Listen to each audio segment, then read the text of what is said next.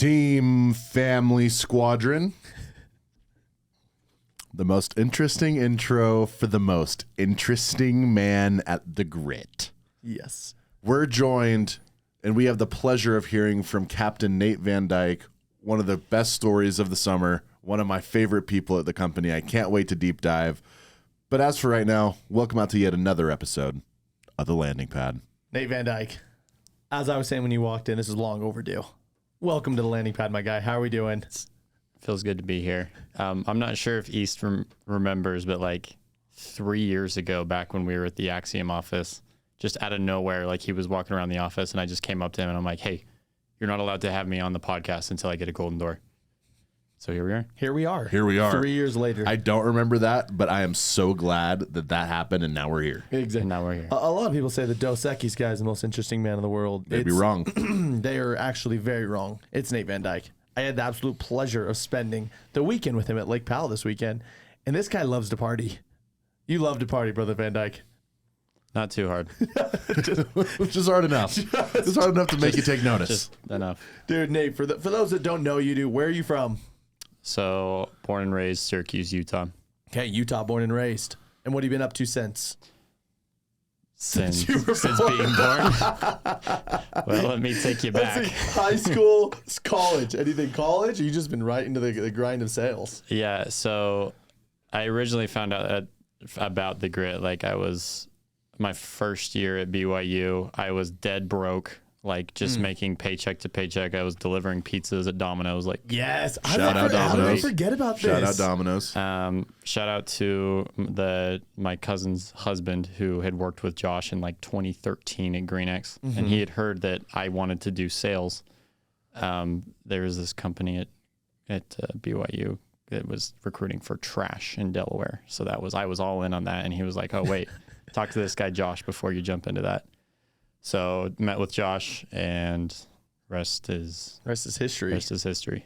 And you were our pizza plug that year. I was the pizza plug. I know the ins and outs of Domino's. You gave us deals. You ever need a good deal on a pizza, just let me know. Yeah. For the record, Domino's is king. Papa John. Actually, they've kind of gone downhill the last Better year. ingredients, better pizza. No one out pizzas. I still go with Domino's. I do too. Dude, Nate, though, we are stoked to have you on, dude. We're going to kind of dive in a little bit to who you are, what makes Nate Van Dijk tick. But we want everyone that's out there to kind of understand who is sitting at the table, right? This Golden Doors series that you guys have been listening to, dude, every single one of the guys sitting down across the table from us, dude, they're just special. They've got something about them. They were on a mission this last summer. They had a goal. They hit their goal, and a extremely lofty goal. But a lot of the people that listen to this podcast, they hear some of these guys talking. A lot of them start hot. Their rookie year, they do 250. Then it's 550. Then it's Golden Door. Then it's $1 million. Or it's, in Seeger, 400, 1,000, $1 million, 1.5. Dude, so many people, Nate, I think are going to relate to your story, right? Your first year, 100K, 200 accounts. Second year, 200 accounts, 115K. The next year, 250K, 400 accounts. The next year, big summer, 435 accounts, 500 accounts. Last year, or 2 years ago, 300K. So you actually went down $100,000, 300 accounts.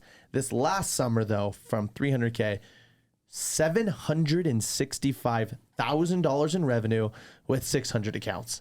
I think that is a little Crazy town. round of Claps. applause. Claps and snaps. Mark will put some claps, some hoorays, something in there to make it deserve what it deserves. Nate, what are we talking about, dude? $765,000. First and foremost, dude, I think this is obviously the question everybody wants to know.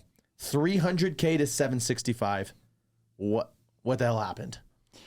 Last year was, I would say, definitely a mentality thing, and it's kind of, I don't know what the other guys have said up until this point, but it is like when you talk about the difference between a good summer and a Golden Door summer, it really is just all your mind. Like you're your own greatest enemy, but you're also like the only reason that you're going to get that Golden Door done in the first place. I think last year I just kind of got into my mind about, area and this and that. And then this year we just decided to plug in and get it done. I would honestly say anybody who's done, like whether you're a rookie or a vet, once you've hit that 400K mark, 350, 400K, really past that point, what it's going to take to get you to the next level is really just yourself. Like, I was talking to Calvin about this earlier. It's not a coincidence that we went this year from 14 Golden Doors last year to 34. What are we at? Yeah, Bennett Haven literally hit it today. I think he was number 33. That was beautiful timing, just in time. Exactly. And it's not a coincidence. I just think there's so many of us that were so due, and there wasn't one, like, it wasn't like crazy X factor of like, oh, we were all in the office, like, 12 hours a day, freaking training and role playing and all that. Not to discredit that at all, but the main idea is realizing like it ends up being mental more than anything else. I think the switch just finally flipped for all of us. Dude, and if you don't mind, so when we were in Powell, I was talking to Brock. So you had the pleasure, and Brock had the pleasure of, you guys were in the same office together this last summer. Brock is a dog, and Brock had nothing bad to say about you the entire summer. Brock said, dude, that guy made me believe that area doesn't matter. Why? Because Brock literally told me, he's like, dude, I tried to throw him off his game. Brock was effing with me to a certain point, dude. He was like, there's no way 90% gray pins in here that he could sell. That he could sell like 7-8 accounts a day. So he literally told me like, oh, dude, I tried to throw him off. Dude, Nate Van Dijk can sell anyone in any type of area. And dude, talk me through that, Nate. Like, some guys, some of the most elite guys, and this is even the biggest thing in recruiting, they're like, well, dude, they always just get the best area. Dude, what Brock said is, you don't care. Dude, walk us through your mindset getting dropped off in any neighborhood, regardless of how expensive the homes are, new construction, old homes, big homes, small homes. Dude, what it goes through your head when you get dropped off in any type of area? Well, and I think in total, I only had about 3 new devs over the entire summer. Like, all my other big days were a decent mix, like, outside of it. I think so many people, because it's really easy. Anybody who's used Street Smarts or Pest Routes, you go on the map and you can just instantly tell, oh, this is where, this company, this is where everyone's going to want to go in this one spot. This is what's going to get hit. But I think there's just something to be said about, like, not locking yourself into an idea of what a good area or a bad area is. And it's a double-edged sword either way. Okay, you want to go to a new dev, great. It's new move-ins, but it also gets hit a lot more. Okay, you want to go to a lower income neighborhood. Okay, they have less disposable income, but they get hit less often, which means that they've talked to less door-to-door salesmen. I think pretty much anywhere it ends up balancing itself out, whether it's how many people they've talked to or how much income that they have. I think I get to an area and I'm just like, okay, I know that there are deals to be had. I just need to plug in and figure out what bugs are in the area, figure out the name of the guy that everybody knows in the neighborhood or the one bug that everyone's been having problems with. But I think past a certain point, you just kind of shut out the idea of like what a good area or bad area. And like, I don't even trust myself. Like, if I can't draw my own area because I can't decide, oh, this is a good area, this is just bad area. It's just, I have someone else do it. You show up and you just start knocking. Oh, I love that. I love it. It's a breath of fresh air. Don't overcomplicate it. You know what I mean? This is something that I'd really like to touch on. Now, obviously, you've been in great offices. Like, you've been in Philly. You were in Detroit. Like, you've seen amazing offices. This year in Louisville, one of the best teams that we had in the company this year, and yourself and Brock and Brannick and the rest of the leadership out there, Colton and Nate and all these guys, Wyatt Perry, all these guys did an amazing job. What do you think were the key elements for y'all to create the culture that you had in Louisville? I mean, first and foremost, credit where credit is due. It's hard to find somebody who cares as much as Brock, not only obviously for like his own goals, but more than anything, his team goals. I think everything starts from the head. He does a really good job of getting people hyped up at a level I don't think pretty much anyone else can. And I think that's the number one key. He'll go through and he'll shout people out one by one. Like he leads from the front, but he also, like, on an individual level, lets everyone know, like, just like small little comments like, hey dude, you're killing it. He pulls you aside after the meeting. Yeah, more than anything, I think it starts with the leader. And then the other thing is just like getting to know the rest of the team. Like, I've been through a lot of teams And this is like the third time where I get put in a team where I don't know anybody before. So I just think the camaraderie of like, okay, not only like in the office, but after knocking or go out to dinner or whatever, I think building a relationship with everybody on the team outside of just a work context goes a really, really long way. And it's just anytime anything happened on the team, Brannick, Jack, Brock, boom. If I hit 300 accounts, 400 accounts, boom, they would shoot me a text and say, hey, dude, congrats. Like everyone on the team, anytime anybody reached any sort of goal whatsoever, every person on the team would get like 5 or 10 texts from everyone else on the team. I just think we were all so proud of each other and so bought in like on the idea of a team success. And I think that was super essential. We were actually sitting down with Spencer Peterson, one of the best guys in the space. He's one of the owners of Vital Solar. We were talking with him a little bit yesterday, and he said something that just jumped out to me. It was speed of the leader, speed of the team, right? Like, dude, if the leader's running, the team will run. Exactly what you said. And same thing, dude. What about Brock? Besides like his like loving, caring nature and like how he's done things, how did him leading from the front?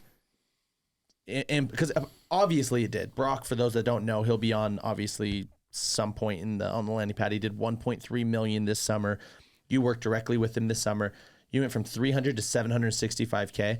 Dude, talk to me about how having a leader in the office, even doing more than you, got you to do what you did. So, and that's the thing, like he was selling at such an elite level. I realized I don't even have to keep up with Brock. I just have to try to keep up with Brock, and I will blow past my goals. So I just think when the bar is set so high, I mean, it's the stereotype of like all ships rise with the tide, but I don't know. There's just something about how you can come back and just think about, oh, the area, oh, this with this Karen, or oh, no soliciting, whatever. And then you just see all of that melt away. Like you have times when he was freaking stuck like doing area or fixing something with a technician until 4 p.m. and he still goes out and slings like 11, 12 accounts. And you realize I think it's also kind of putting into perspective. It's like, okay, I'm on his team. So that means I'm sleeping more than him. I have more time with my wife than him. I have more time to train than him. And yet he's doing what he's doing while still making sure that everybody on the team gets the time that they need. And he's still managing to outperform everyone else. Like, I think that kind of puts it into perspective, like, oh crap, I think I can get in my head a little bit about like, oh, this and that, when it's really the attitude of being able to make it happen that he has. I love it. Nate, one thing that and it's criminal on our part. One thing that I think I would love to touch on with you and kind of hear it straight from the horse's mouth is you've consistently been one of the most slept on reps in the company, in the industry. It just always seems to sneak up on us exactly how good and how much you sell and do. Talk a little bit about like how that narrative, if at all, has like played a part in your motivation, your drive, your motivation. Yeah. No, it's funny you mentioned that because this last off season, I don't know what it was. I don't know if it's because I had kind of a dip last year or whatever. I had so many guys just make the comment, like guys who don't like make any money off of me whatsoever, but guys just look at me and be like, dude, come on, you got to do a golden door this year. Like, dude, come on, you're so due. And I feel like a lot of people had that realization this year of like, yeah, it's freaking time. I think it's very easy to be a very medium rep. Like it's really easy to be a vet who just kind of cruises around from office to office, sells good, but not elitely. Like I think that's the dangerous part is, especially last year, I started kind of getting comfortable with that position. Like, I'll just do me. I won't be the best, but I won't be the worst. I think complacency is like, or mediocrity. Yeah, I would say complacency is like the number one enemy to being good at anything, just because you get way too comfortable. And I think just having that many like just comments at the office, like, come on, dude, like this year it's time to get it done. I think that was kind of the kick in the pants I needed of like, okay, if I'm going to get further than I have before, I need to get less comfortable than I was before or any summer before. Dude, I want to touch on in the same vein. We will always remember the infamous year All-Star Week. You know this all too well. When our boy Nate Van Dyke got passed on not being chosen for an All-Star team, and we all know what happened. I think you had your biggest week you've ever had, right? So those that don't know, right, All-Star Week, there's a few captains. Those captains choose a team of 10, 11 guys, and it's a head-to-head, team versus team, winner takes all kind of competition. And Nate, you were doing well. You're probably like 300K at that point. You were doing well. Dude, no, to Easton's point, you kind of just fly under the radar, right? Nate shows up, clocks in, clocks out, gets the job done. And little to, everybody realizes at the end of the summer, even when you sent me these messages, I'm like, hot damn. 765K? That was the sneakiest 765K I've ever seen in my life. But that being said, right, when that All-Star Week happened, right, how did you take it personally? Did you take it as like fuel to be better? Well, talk me through that. And at that point, I was already kind of like, I'd already identified as like the guy who does kind of get slept on. Yes. It kind of becomes, I don't know, you get used to it. For me, it's just like, it sounds weird, but like there's like the love languages, and mine is always positive affirmations. And ironically that he ended up being my manager, but Brock calls me. I'm just about to get endorsed. He calls me and he's like, dude, if I get you on this team, like, will you show up with us? Can you make it happen? And in my head, it was like, I told him, yeah, dude, that's chill. And this was this year. No, that was when he called me about the All-Star thing. Cause he was the captain. Was that 2 years ago? That was 2 years ago. Oh, gotcha. Yeah. So he calls me and I'm like, yeah, okay, that sounds chill. And in my head, I'm like, frick yeah, bro. Frick yeah, I can make it happen. I was stoked. So I don't know. I think being competitive can honestly be a choice. And I think not being uncompetitive, at least for me, was kind of about like apathy or laziness, like not caring. But I think just the belief, someone who is really good at this job telling me that they believe in me is probably like the single most powerful thing to get me selling. And I think so many reps are like that. It's like, hey, Parker, I had a really bad day today. Actually, dude, you've been doing really good lately, and you're one of like you're pacing to have one of your best summer. Actually, you know what? You're right.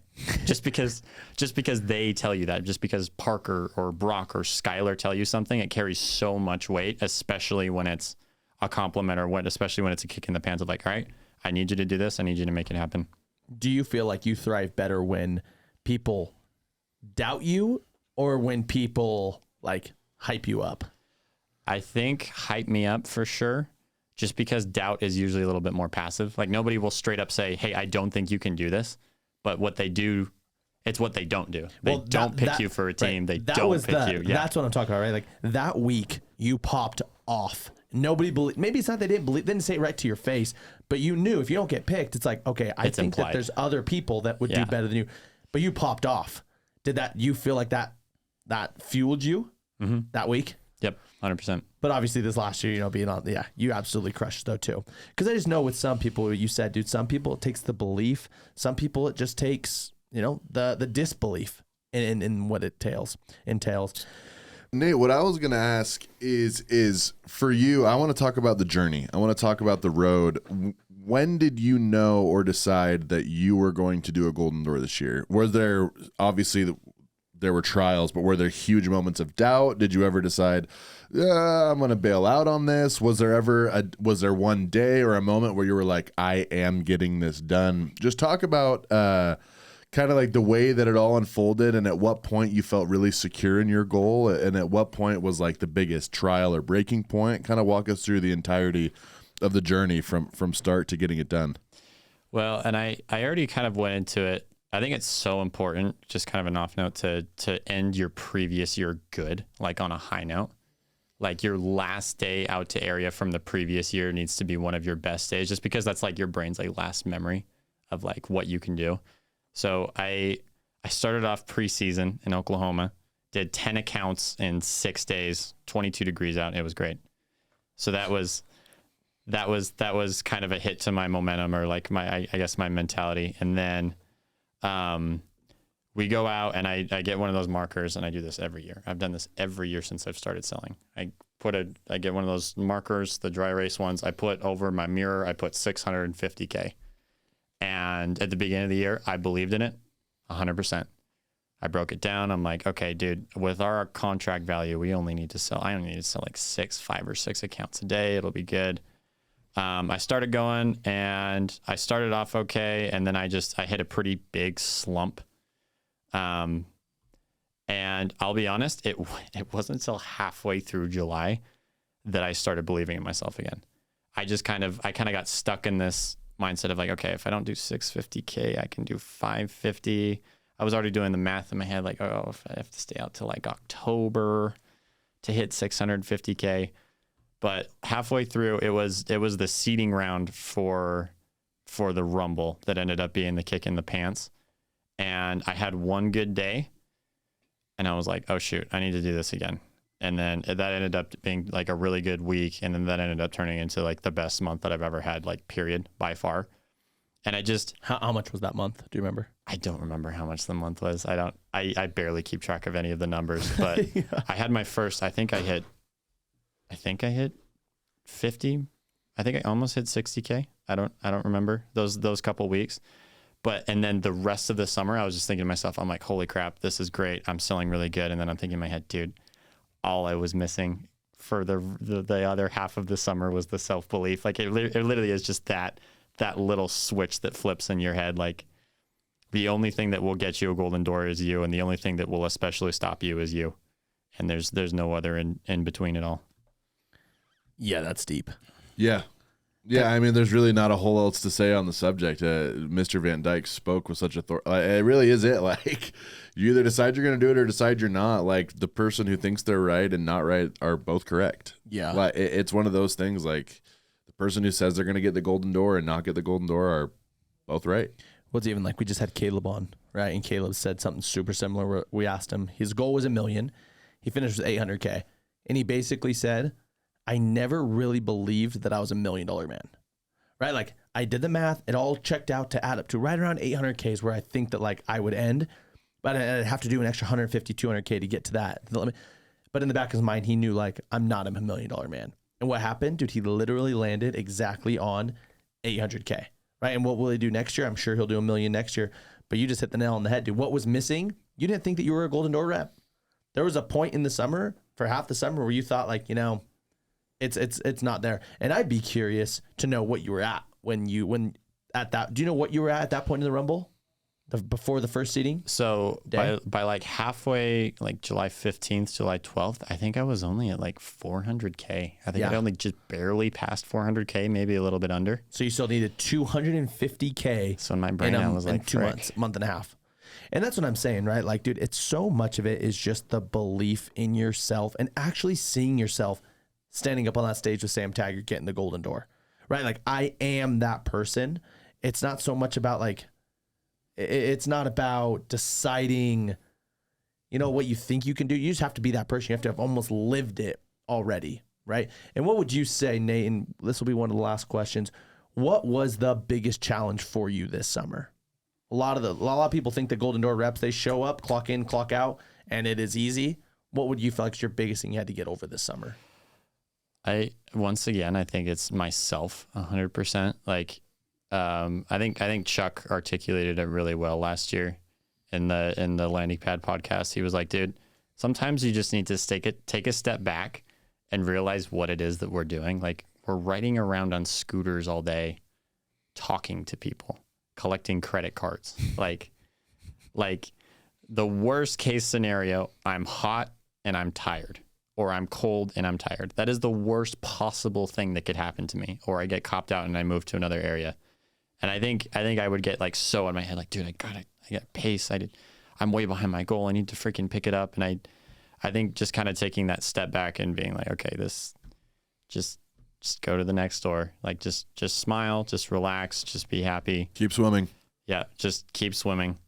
I would say, what was the question? No, just biggest... what was the hardest thing or the biggest hurdle you had to jump through or get over? And you sound like just self-belief, just.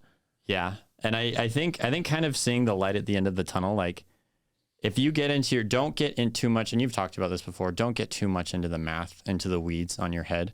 You have like your first couple weeks in the summer and you average like 4 or 5 accounts a day and you think to yourself, oh, I'm going to keep doing this for the rest of the summer. and that means I'm going to be out here till October, maybe November if I want to hit my goal. And it's the opposite is also true, but in a good way. I think I realized like I started getting to around 10K a day for a couple weeks, and I was like, frick, dude, if I keep pacing at this, like that means I only have to stay out for like 2 more weeks, and then I hit my goal. And then the switch flipped in my brain. I was like, oh, if I work my butt off and that means I get to hit my goal sooner, then I'm going to do that too. I love it. Nate, to close, you have a perspective, and we have to talk about it on the podcast. Nate is one of the longest tenured grid employees out there. I mean, as long as anyone's been doing this, I mean, we're talking 2018 Detroit, not even a division, not even contract value. That's right. Not even the grit name yet. It's just a group of guys in Detroit that went to GR at the end of the summer. The Detroit Bad Boys. To now 750K, like tons of impact, homes, investment. Like, Nate, speak to the journey. Speak to specifically like your journey through the grit, how you've seen the company grow, and what excites you about still being here after 6 years. So to start it all off, I think it was definitely Josh. Like Josh was the original one who ended up recruiting me way back in 2018, saved me from doing trash in Delaware. And the pizzas. And he saved me from the pizzas too. And his belief was the first one, because I think that was the most important, because back at that point I didn't know anybody at the grid. I did not know a single person in the entire company. And he would do little like things to get me going, like, oh, if you sell this many, I'll buy you a Segway, or dude, you're doing so good, you're gonna make this, whatever. But the funny thing is, like, I had a pretty bad year last year compared to my other years, but at no point in my brain have I come anywhere like even close to even considering anywhere outside of the grit, because like between like money you make and numbers and your career or whatever, I've never been to a place that you just look around and you just realize that so many people just genuinely care. Like, I have never been to a place and felt more like people care than at the grit. And that is something that you can't buy, that you can't, I don't know. It's like the X factor. And I think that's what makes the grit so special over any other place. I think that's the other thing, is like the same guys way back in 2018, Detroit, that team, pretty much person for person, there is almost not a single person who sold like on that team, like as far as the managers go, who is not still here today. And I think that's the biggest sign of a healthy company, is that nobody really moves.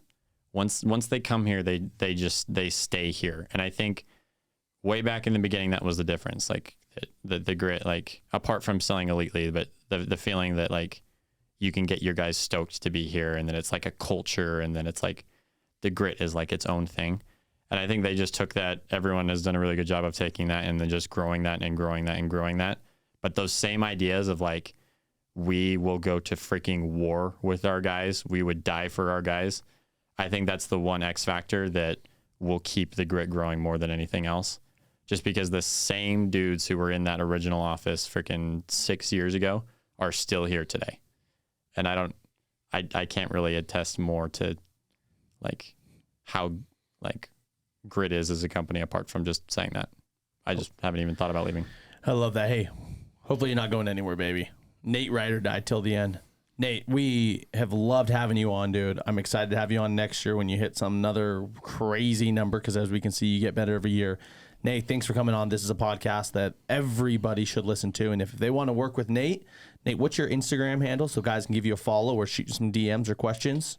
So it's just Nate P. Van Dijk. Love that. And how do you spell Van Dyke for those that have no idea? Good luck spelling that last name. Exactly. You'll see him. We'll tag him. For those people who Nate is speaking your language, can't think of a better guy to work with. Nate, thank you so much for coming on the pad. We appreciate you. We value you. And this is one of the most refreshing episodes we've done. As for this episode of The Landing Pad, we out.